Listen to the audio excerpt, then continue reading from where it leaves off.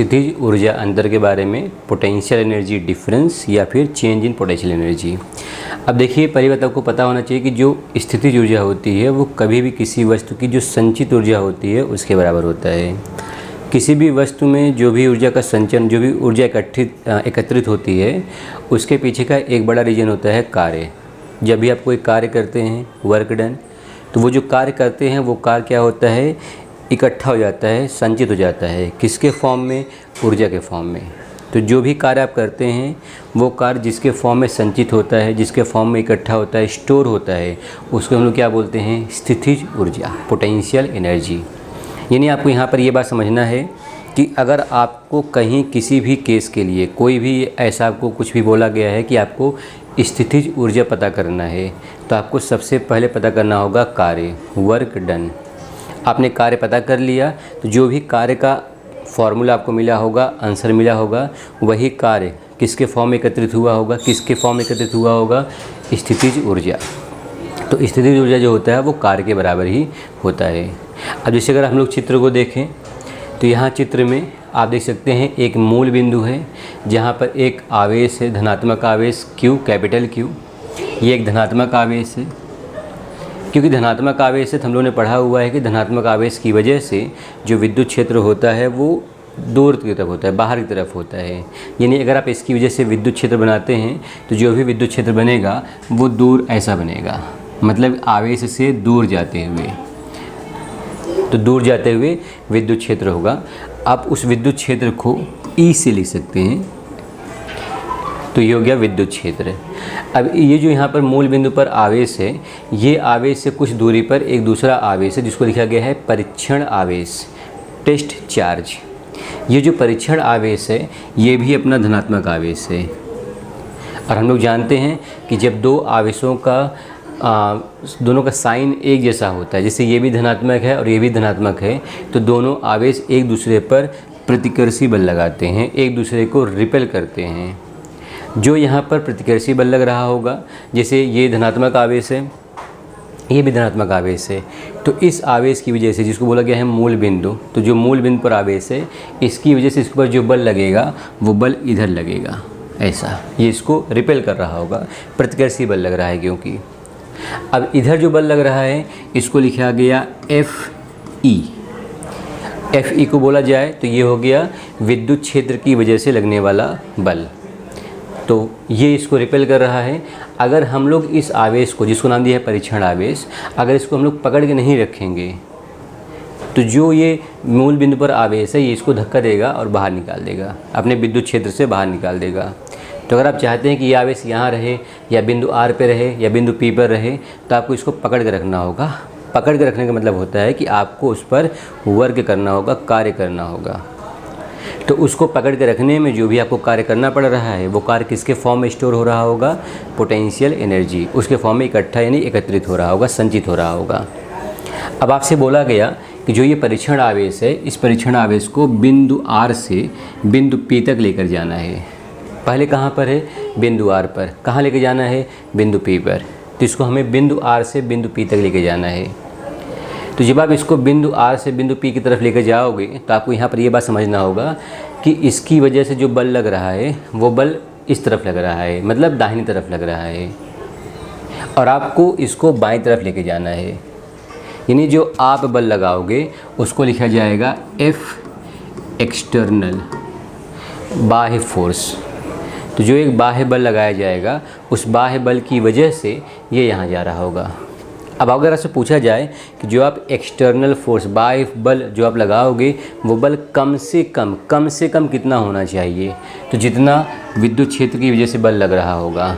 मान लीजिए अगर विद्युत क्षेत्र की वजह से बल लग रहा है 10 न्यूटन, तो अगर विद्युत क्षेत्र की वजह से बल 10 न्यूटन लग रहा है, इसका मतलब ये हुआ कि जो ये एक्सटर्नल फोर्स है, बाह्य बल, ये कम से कम कितना होना चाहिए? 10 न्यूटन, ताकि इस बल को ये प्रभावहीन कर दे। प्रभावहीन यानी इसका इफेक्टिव न रह जाए। और यहाँ पर ये बात का खास ध्यान रखना होता है कि जब आप इस परीक्षण आवेश को बिंदु R से बिंदु P पर लेकर जाएंगे तो किसी भी तरह का त्वरण यानी एक्सेलरेशन नहीं होना चाहिए। अगर त्वरण या एक्सेलरेशन नहीं होगा तो ऐसे केस में बिंदु R से बिंदु P ले जाने पर किसी भी तरह से ऊर्जा का लॉस नहीं होगा। अगर ऊर्जा का लॉस नहीं हो रहा है, लॉस मतलब कम होना, डिस्ट्रॉय होना, ख़त्म होना, नष्ट होना, किसी भी तरह से ऊर्जा नष्ट नहीं होगी।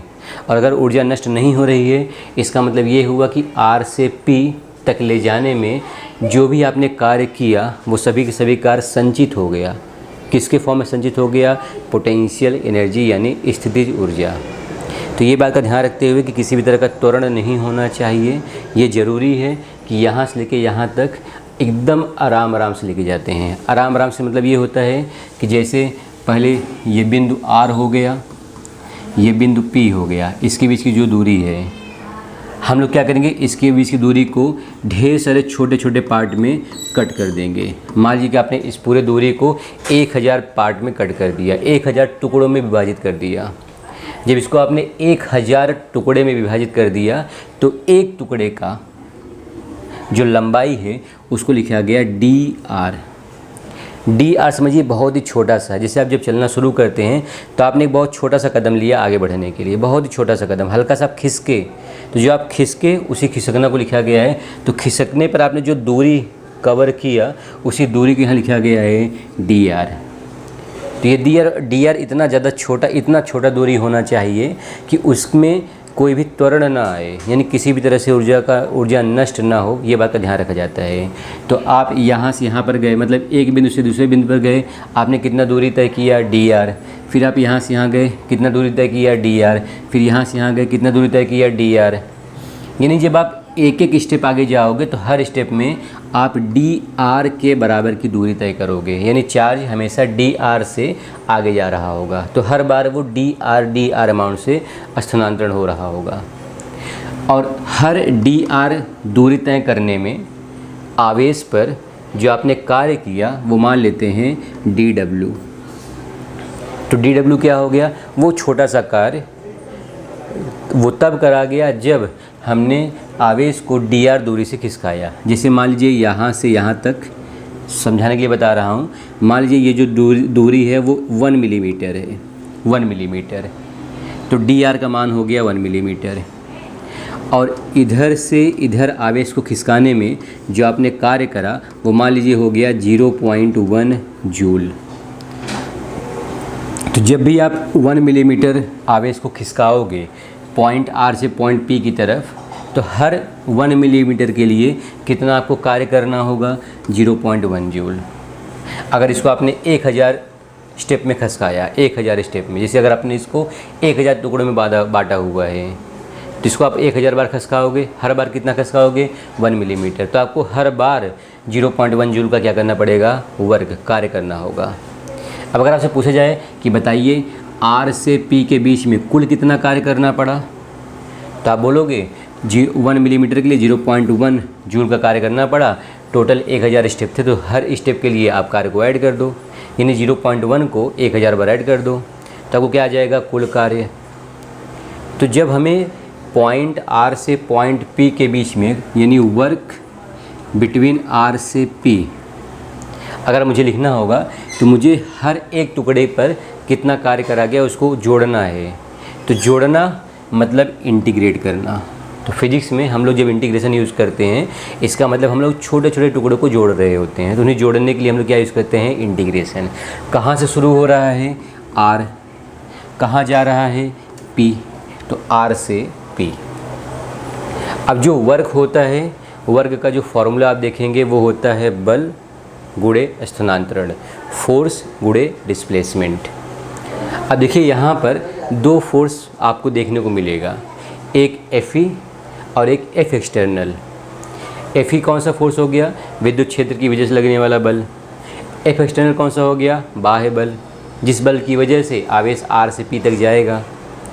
अब आपको दोनों बल में अंतर समझना है कि जब आप आवेश को यहाँ से यहाँ लेके जा रहे हो, जैसे आवेश अभी यहाँ पर है, फिर यहाँ जाएगा, फिर यहाँ जाएगा, मतलब स्थानांतरण इस तरफ हो रहा है। जिस दिशा में स्थानांतरण हो रहा है उसी दिशा में ये एक्सटर्नल यानी बाह्य बल भी लग रहा है, यानी बाह्य बल की दिशा और स्थानांतरण की दिशा समान है। और जब दोनों की दिशाएं समान रहेंगी तो यहाँ पे लिखा जाएगा F एक्सटर्नल गुणे DR, क्योंकि दोनों की दिशा समान है तो यहाँ पर इस तरह से हम इसको लिखेंगे। लेकिन इसी को अगर आप दोबारा से लिखते हैं विद्युत क्षेत्र के बल की वजह से यहाँ पर FE, तो आपको देखना है कि जो विद्युत क्षेत्र का बल है वो बाएं तरफ दाहिनी तरफ लग रहा है, और स्थानांतरण यानी डिस्प्लेसमेंट कहाँ हो रहा है, उल्टे तरफ हो रहा है। आवेश इधर जा रहा है और बल यहाँ लग रहा है विद्युत क्षेत्र की वजह से। दोनों कैसे हो गए, अपोजिट हो गए, और दोनों जब अपोजिट रहेंगे तो यहाँ पे आ जाएगा माइनस साइन, और यहाँ आप लिखेंगे FE गुणे DR। तो फॉर्मूला वही हुआ। एक बार ध्यान रखिएगा, F एक्सटर्नल FE का मान लगभग समान ही है, ये भी 10 न्यूटन है, ये भी 10 न्यूटन है, दोनों का मान समान है, एक जैसा ही है, दिशा विपरीत है। तो वहाँ पर देखिए, यहाँ पर माइनस आया है, यहाँ पर प्लस आया है। तो जो भी आपने यहाँ पे कार्य किया R से P के बीच में, यही कार्य जब संचित होता है तो उसी संचित ऊर्जा को हम लोग कौन सी ऊर्जा बोलते हैं, स्थितिज ऊर्जा। जैसे कि आप यहाँ देख सकते हैं, यहाँ देखिए कुछ बातें लिखी हुई हैं, जिसमें देखिए यहाँ लिखा गया है किया गया कार्य Q आवेश की स्थितिज ऊर्जा के रूप में संचित हो जाता है। और यहाँ देखिए एक बात और लिखा गया है कि FE को यथातथ प्रवाहहीन कर देता है। कौन सा बल, एक्सटर्नल बल। तो आवेश Q को R से P तक लाने के लिए हम एक बाह्य बल F एक्सटर्नल आरोपित करते हैं, जो प्रतिकर्षी विद्युत बल को यथातथ प्रवाहहीन कर देता है, यानी उसका इफेक्ट नहीं रह जाता। जैसे हमने एग्जाम्पल लिया था 10 न्यूटन का, तो यहाँ पर वही बात बोला गया है। और ये बोला गया है कि परीक्षण आवेश Q इतना, मतलब जो यहाँ पर Q का मान है, ये आवेश ये इतना छोटा होना चाहिए कि इसकी वजह से, मतलब इस Q की वजह से इसका भी खुद का विद्युत क्षेत्र होगा, तो उसके विद्युत क्षेत्र की वजह से इसके विद्युत क्षेत्र में कोई भी डिस्टर्बेंस ना आए। उसी डिस्टर्बेंस को यहाँ पर लिखा गया है विक्षुब्ध, यानी किसी भी तरह का डिस्टर्बेंस नहीं होना चाहिए। तो यहाँ पर ये बात का ध्यान रखा जाता है कि जो आवेश यहाँ पर होता है, ये परीक्षण आवेश, ये काफ़ी छोटा होना चाहिए उसके मुकाबले, ताकि इसका जो विद्युत क्षेत्र हो, उसके विद्युत क्षेत्र की वजह से उसके विद्युत क्षेत्र में किसी भी तरह का डिस्टर्बेंस ना हो। तो ये होता है किसके बारे में, पोटेंशियल एनर्जी के बारे में।